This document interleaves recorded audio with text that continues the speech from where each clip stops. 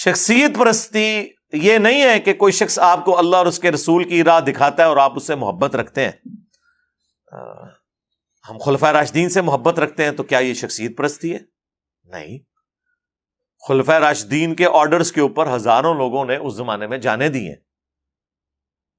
جنگ قادسیہ میں، یرموک میں ہزاروں لوگ شہید ہوئے ہیں، تو ظاہر لیڈرشپ تو خلفائے راشدین کے پاس تھی نا، انہوں نے ہی وہ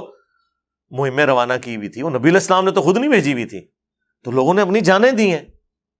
حضرت علی کے حکم کے اوپر جنگ جمل صفین نہروان میں لوگوں نے ان کی محبت میں اللہ کی اطاعت کرتے ہوئے جانیں دی ہیں، اطیعوا اللہ و اطیعوا الرسول و اولی الامر منکم۔ تو اس کو آپ شخصیت پرستی نہیں کہیں گے۔ شخصیت پرستی اس وقت شروع ہوتی ہے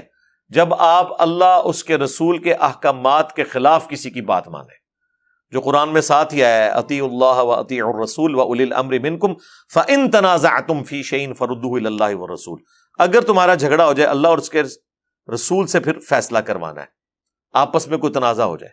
ان کنتم تؤمنون باللہ والیوم الآخر، اگر تم واقعی اللہ پر ایمان رکھتے ہو اور یوم آخرت کے اوپر، پھر تمہارا ایٹیچیوڈ یہ ہوگا۔ اس کی کئی ایک مثالیں ہیں، میں نے مسئلہ 197 بڑا تفصیلی ریکارڈ کروایا تھا، اماموں کی گستاخی کا الزام، اس میں بھی میں نے یہ چیز بتائی تھی۔ بخاری مسلم دونوں میں حدیث ہے، حضرت حسان ابن ثابت مسجد میں بیٹھ کے نعتیہ اشعار سنا رہے تھے، تو حضرت عمر وہاں سے گزرے، امیر المومنین تھے، روب تھا، سب کچھ تھا، زبان سے انہوں نے کچھ نہیں کہا، صرف انہوں نے یوں کھڑے ہو کے دیکھا۔ ان کو بھی سمجھ آ گئی کہ یہ کیوں اس طرح کر کے دیکھ رہے ہیں، ظاہر سمجھدار لوگ تھے، اور پھر حضرت عمر تو ابھی کھڑے بھی نہیں ہوتے تھے۔ ہاں، انہوں نے کہا جی کوئی مسئلہ خراب ہو گیا، تو اس سے پہلے کہ حضرت عمر کوئی بات کرتے انہوں نے کہا اس طرح نہ دیکھ میری طرف، تجھ سے بہتر شخصیت مسجد میں ہوتی تھی، میں ان کے سامنے بھی نعتیہ اشعار پڑھتا تھا۔ ٹھیک ہے،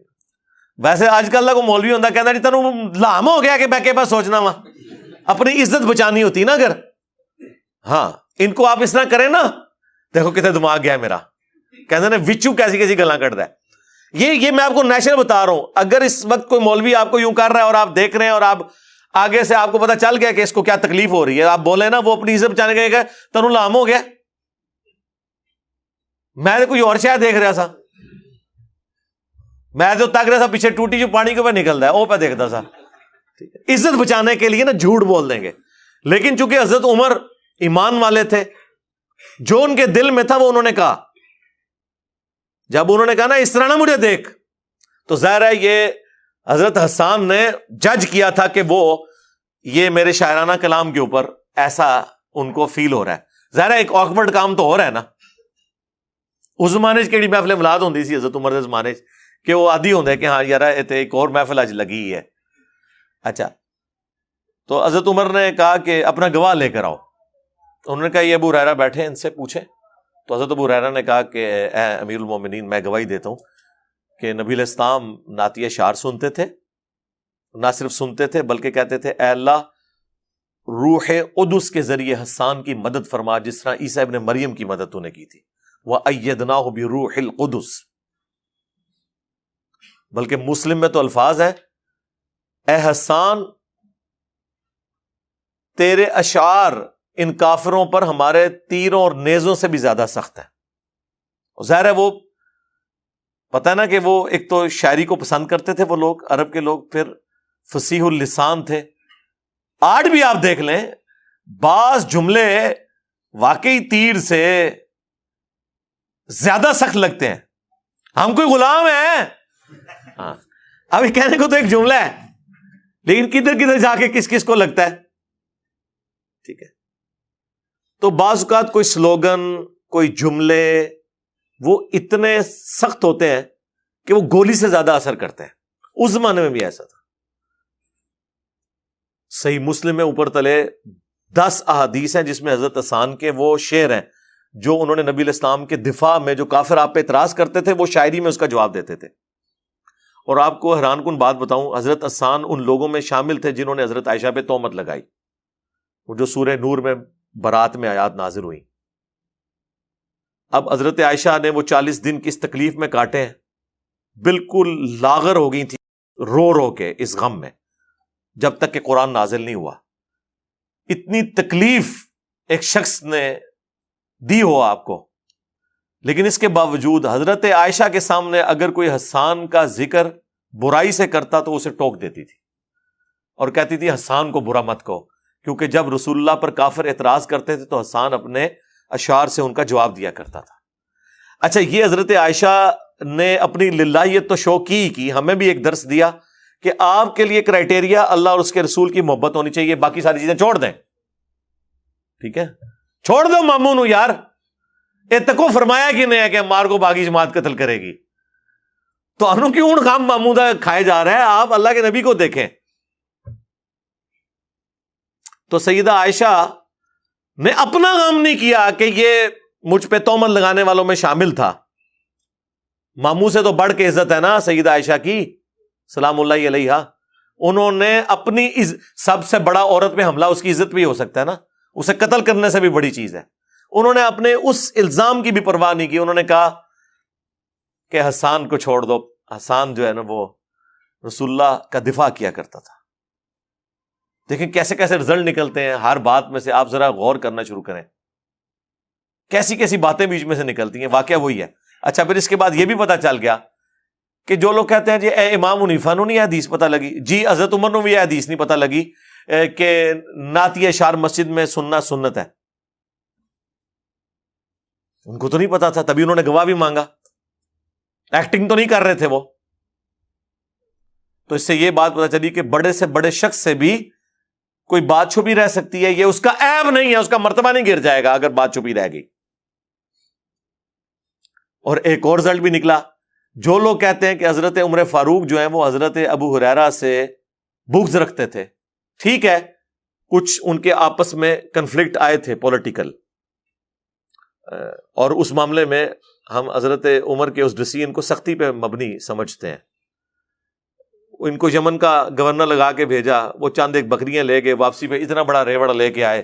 حضرت عمر نے کہا اینیاں بکریاں لے کے گیا، انہوں نے کہا اللہ نے منو برکت دیتی ہے یار، جنہوں نے بکریاں پالی ہوئی ہیں انہیں تو پتا ہے اللہ تعالیٰ کیسی برکت دیتا ہے۔ تو انہوں نے کہا نہیں، یہ بیت المال میں جمع ہوں گی۔ تو اب ظاہر امیر المومنین تھے، حضرت ابو ہریرہ خاموش تو ہو گئے، دکھ بڑا تھا، تو پوری زندگی کہتے تھے اللہ عمر کو معاف کرے، یعنی مطلب اس نے زیادتی میرے ساتھ کی ہے، انہوں نے زیادتی کر دی اپنے ڈسپلن کی وجہ سے کہ جاتے ہوئے اتنی بکریاں تھی، آتے ہوئے اتنی زیادہ ہیں، تو کہیں یہ ادھر ادھر سے کوئی ہینکی پھینکی نہ ہوئی ہو۔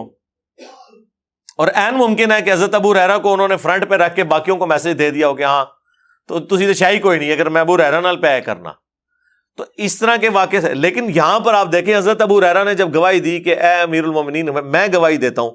کہ حسان درست کہہ رہا ہے کہ یہ رسول اللہ کو نعت اشعار سناتا تھا اور حضور دعائیں کرتے تھے، روح قدس کے ذریعے اس کی مدد فرما، تو حضرت عمر نے ان کی گواہی قبول کی اور وہاں سے چلے گئے۔ تو اگر حضرت عمر فاروق حضرت ابو ہریرہ کی باتیں قبول نہ کر رہے ہوتے، جس طرح کہ غالی رافضی کہتے ہیں کہ جی وہ ابو ہریرہ کی حدیثیں تو حضرت عمر نے قبول نہیں کی ہیں، تو یہ حضرت عمر نے ان کی حدیث قبول کی ہے، اور اتنی بڑی بات قبول کی ہے۔ انہوں نے تو نہیں کہا کہ میں تو کوئی سکہ راوی نہیں ہے، ایسی تو بات کوئی نہیں ہوئی۔ اور ایک اور رزلٹ بھی نکلا کہ کوئی بڑا شخص بھی چھوٹے سے سیکھ سکتا ہے۔ حضرت عمر اپنے سٹیٹس کے اعتبار سے بھی، دینی اعتبار سے بھی ایک بڑے تھے، لیکن انہیں چھوٹوں نے سکھایا کہ یہ اس طرح نہیں، اس طرح۔ حضرت ابو ہریرہ تو 7 ہجری میں مسلمان ہوئے حضور کی وفات سے 4 سال پہلے، اور حضرت عمر جو ہیں وہ ہجرت مدینہ سے بھی آلموسٹ 7 سال پہلے مسلمان ہوئے ہیں، یعنی کم از کم 14-15 سال کا اسلام قبول کرنے کا ڈفرنس ہے دونوں کا۔ لیکن حضرت ابو ہریرہ نے ان کو ایک بات بتائی۔ اچھا، یہ بھی لوگ کہتے ہیں کہ حضرت ابو ہریرہ اتنی حدیثیں کیوں، اس پہ میں نے کافی دفعہ بولوں، حضرت ابو ہریرہ کے زمانے میں بھی لوگ کہتے تھے کہ ابو ہریرہ اتنی حدیثیں کیوں سناتا ہے، تو وہ پھر لوگوں کو کہتے تھے کہ اللہ کے بندو، ہمارے باقی ساتھی تو محنت مزدوری کرتے تھے اور میں اصحاب صوفہ میں تھا، میں ہر وقت مسجد میں رہتا تھا، حضور سے سوالات کرتا تھا، حضور سے پوچھتا رہتا تھا، حضور سے سیکھتا رہتا تھا، اس لیے میں نے زیادہ ہی حدیثیں روایت کرنی ہے نا، کیونکہ میرا زیادہ وقت نبی علیہ السلام کے ساتھ گزرا ہے ان 4 سالوں کے اندر جب انہوں نے اسلام قبول کیا۔ تو یار 1 یا 2 پوڈ کاسٹ میرے ساتھ لوگ کر کے چلے جاتے ہیں نا، کئی سال تک اس کے کلپ بناتے رہتے ہیں، ہے کہ نہیں؟ اب آپ یہ کہیں گے کہ یار وہ تو 1 یا 2 دفعہ علی بھائی کو ملا ہے، اس کے بعد اتنا علم کہاں سے آ گیا؟ بھائی اللہ کے بندو، وہ 4 گھنٹے میرے ساتھ لگا کے گیا ہے۔ آپ ذرا امیجن کریں کہ حضرت ابو ہریرہ سال ہا سال اگر پورا دن مسجد میں ہے اور حضور سے گپ شپ کرتے ہیں تو کتنی پوڈ کاسٹ ریکارڈ کی ہیں انہوں نے اپنے دماغ کے اندر؟ اس سے بڑھ کر حضور کی دعا، بخاری مسلم میں حدیث، حضرت ابو ہریرہ کہتے ہیں کہ ایک دن رسول اللہ نے فرمایا کون ہے جو اپنی چادر بچھائے اور اس کے بعد کبھی نہ بھولے جو کچھ مجھ سے سنے؟ تو کہتے ہیں سب سے پہلے میں نے اپنی چادر پھینکی تو نبی علیہ السلام نے یوں ہوا میں کر کے یوں رکھا اور کہا اسے سینے سے لگا۔ انہوں نے سینے سے لگایا، اس کے بعد انہوں نے کبھی کوئی حدیث نہیں بھولے۔ اب یہ اتنا بڑا معجزہ نبی علیہ السلام کا ظاہر ہوا، یہ معجزہ ہے، یہ اسباب میں چیز داخل نہیں ہے۔ مطلب کسی کو ذہانت کوئی دے سکتا ہے، کرائمنگ پاور دے سکتا ہے، یہ اللہ کا معجزہ ظاہر ہوا۔ اور وہ کہتے ہیں اس کے بعد تو میں نے جو کچھ حضور سے سنا، ایک حدیث میں یوں بھی آیا ہے جس طرح میں نے بیان کیا بخاری مسلم میں، اور ایک حدیث مسلم میں یوں آیا ہے کہ انہوں نے حضور سے شکایت کی کہ یا رسول اللہ میری یاداشت کا مسئلہ ہے، تو آپ علیہ السلام نے کہا کہ اپنی چادر بچھاؤ، پھر آپ نے یوں کر کے یوں رکھا اور کہا اسے سینے سے لگاؤ۔ کہتے ہیں میں کبھی نہیں بھولا۔ لیکن ایک بات یاد رکھیے گا، بہرحال لکھنے کو پھر بھی پرائورٹی ہے۔ صحیح بخاری میں حدیث ہے، حضرت ابو ہریرہ خود کہتے ہیں کہ مجھ سے زیادہ حدیثیں عبداللہ بن عمر بن عاص کو آتی ہیں، کیونکہ میں زبانی یاد رکھتا ہوں اور عبداللہ بن عمر بن عاص لکھ لیتے ہیں۔ حضرت ابو ہریرہ خود کہہ رہے ہیں کہ مجھ سے زیادہ حدیثیں کسے آتی ہیں؟ عبداللہ بن عمر بن عاص کو، کیونکہ وہ لکھ کے یاد کرتے ہیں، میں زبانی یاد کرتا ہوں۔ آپ کو مان کسی نے پٹی پڑھا دی ہے کہ جی یہ زبانی تقریر کرنا جو ہے کوئی فن ہے اور لکھ کے کرنا جو ہے کوئی عیب ہے۔ اللہ کے ہاں تو لکھنا بہتر ہے۔ اللہ نے اس کو فخریہ بیان کیا، الذی علم بالقلم، اللہ ہے جس نے قلم کے ذریعے علم سکھایا۔ لکھ کے بات کرنا، نوٹس بنانا، اپنے نوٹس چیک کر کے تاکہ کوئی بات بھول نہ جائے، یہ کرنا یہ کوئی عیب نہیں ہے، یہ خوبی ہے۔ پوری دنیا کا علم لکھ کے ٹرانسفر ہوا ہے نا، چاہے وہ ٹائپنگ کے ذریعے لکھا جائے، چاہے کاتب کے ذریعے لکھا جائے۔ آج بھی جو کتابیں ہیں، چاہے آپ PDF پڑھ لیں، چاہے ہارڈ کاپیز پڑھ رہے ہیں، لکھ کے علم ٹرانسفر ہوا ہے نا۔ زبانی تو ہوتا نا تو پھر یہی ہونا تھا کہ کبھی کسی نے کوئی آیت غلط پڑھ دینی تھی تقریر کے اندر، کبھی کسی نے کسی ملک کی باؤنڈری کسی ملک کے ساتھ ملا دینی تھی، کبھی کسی نے نبیوں کی تعداد ہی غلط بتا دینی تھی۔ یہ زبانی کلامی کے جو اوور کانفیڈنس ہونے کے پھر یہ نتائج ہوتے ہیں نا کہ جب آپ لکھ کر کبھی کوئی خاتم النبیین سے ہی نہیں بول سکتا۔ اللہ کے بندو، زندگی میں ایک دفعہ تم لوگوں نے حلف نامہ پڑھنا ہوتا ہے، ایک دن پہلے بلا کے 4 دفعہ پریکٹس کر لو نا، 5ویں کلاس کا بچہ تو وہ بھی صحیح لفظ بول دے گا، لیکن نہیں اوور کانفیڈنٹ۔ اردو ہے ہماری زبان ہے، ہم پڑھ لیں گے، اردو تو بڑی ہو کیجیے، اللہ نے بولے ہو انگلش سے زیادہ مشکل زبان ہے یہ، اتنے نقطے ہیں، اتنے ایشوز ہیں۔ انگریزی میں تو کوئی نقطہ ہی نہیں ہے، ایک آئی کا ہے وہ بھی معصوم سا ہے، باقی تو پوری انگریزی میں کوئی نقطہ ہی نہیں ہے۔ کتنی بڑی خوبی ہے اس زبان کی، نقطہ ہے ہی نہیں ہے، اسی لیے تو وہ جوائنٹ رائٹنگ بھی اس کی اتنی تیزی سے ہو جاتی ہے۔ نقطے پاندے رہتے تھے پھر تسی انگریزی بھی، میں انجینئرنگ کر پہنا تسی ڈاکٹری دی تعلیم حاصل کر پڑھنے۔ تو اس لیے ان چیزوں کو عیب کے طور پر نہیں شمار کیا جاتا۔ تو وہ بات شروع ہوئی تھی حضرت ابو ہریرہ سے زیادہ حدیثیں عبداللہ بن عمر بن عاص کے پاس تھی، کیونکہ وہ لکھ کے حدیث کو سیو کرتے تھے اور ان کے شاگردوں کے صحیفے پھر بعد میں ٹرانسفر بھی ہوئے۔ تو بات سوال شروع ہوا تھا شخصیت پرستی، جو کہ سوال کریٹیکل تھا، اس لیے میں اس پہ لمبا ٹائم لیا ہے بولتے ہوئے کہ شخصیت پرستی سے بچنے کا آسان طریقہ یہ ہے کہ جس شخص کی بات قرآن و سنت کے مطابق ہے وہ آپ لے لیں، اور قرآن و سنت کے مطابق نہیں ہے تو اس بات کو چھوڑ دیں، شخصیت کو نہ چھوڑ دیں۔ اے مولوی تو غلط کہانی کراندا ہے، یہ ہے ہمارا علماء سے اختلاف ہے کہ بندہ ہی چاٹ دو، تو پھر سرکار تو آڑے تھے اگلے پچھلے سارے فارغ جے، یہ نہ کرے، بندہ کو چھوڑ دے، ساروں کو سنے، اور اس کے بعد جس کی بات قرآن و سنت کے مطابق ہو لے لیں، اس کی باقی باتیں چھوڑ دیں۔ اگر آپ یہ قدغن لگائیں گے نا کہ آپ نے اس بندے کو ہی چھوڑ دینا ہے، تو پھر اس کا تو اینڈ رزلٹ، پھر تو یہ سب سے پہلے تو چھوڑے نا اپنے ابوں کو، جن کی ہم نے کتنی کتنی غلطیاں بتائی ہیں، کوئی چھوڑنے کے لیے تیار نہیں ہو رہا، بلکہ اپنے ابوں کی محبت میں دوسروں کے ابوں کو اور جو غلطی ہائی لائٹ کر رہے ہیں اس کو گالیاں نکالنا شروع کر دیتے ہیں، اور پھر آپ سے کہتے ہیں جی اینو نہ سنا کرو۔ تسی انہوں نے سن رہے ہو اور ان کی کتابیں پڑھ رہے ہو جنہوں نے اپنے ناموں کے کلمے پڑھائے ہوئے ہیں. ابھی دیکھیں نا ہم نے کیسی چیز پکڑ لی ہوئی ہے ان کی.